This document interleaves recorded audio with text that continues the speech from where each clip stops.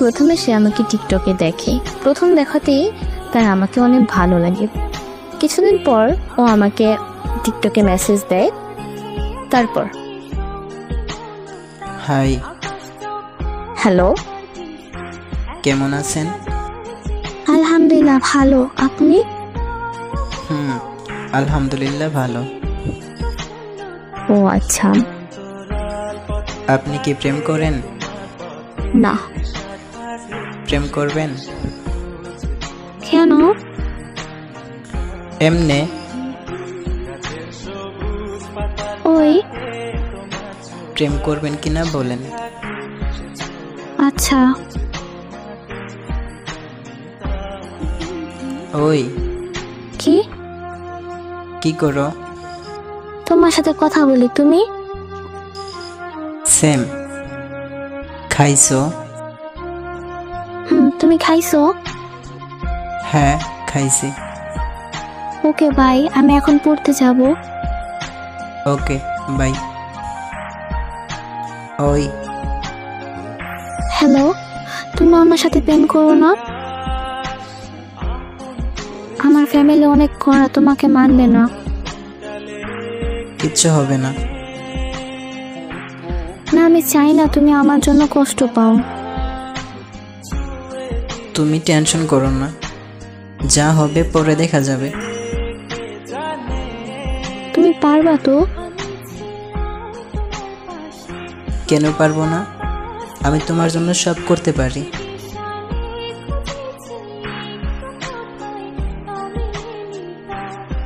High. Hello, কি করো জান? বসে আছি, তুমি কি করো? সেম। খাইছো জান? তুমি খাইছো জান? হ্যাঁ, আর শোনো, আমি যখন তোমাকে মেসেজ দিব তখন তুমি আমাকে মেসেজ দিবা, না হলে আমার আম্মু SMS গুলো দেখে ফেলবে। ওকে জান। ওই কি হয়েছে জান? তুমি আর আমাকে SMS দিবা না। কি একদিনের জন্য নাকি সারা জীবনের জন্য? সারা জীবনের জন্য। Okay bye.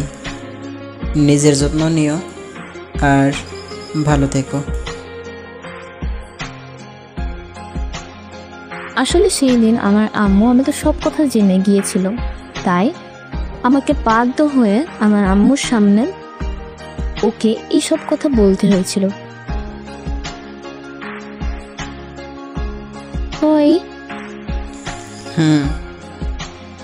ভুলে গিয়েছো আমায়? না, তোমায় কি ভোলা যায়? ভুলবো কি করে? আম্মু জেনে গেছে, তাই বাধ্য হয়ে তোমাকে ওগুলো লিখতে হয়েছিল। ও আচ্ছা, তাই? এভাবে আরো কিছুদিন কেটে যায়। একদিন আম্মু দেখে আমি তাকে ব্লক করি নাই। পরে কিছুদিন পরে আম্মুকে ব্লক করে এবং আইডি ডিলিট করে দেয়।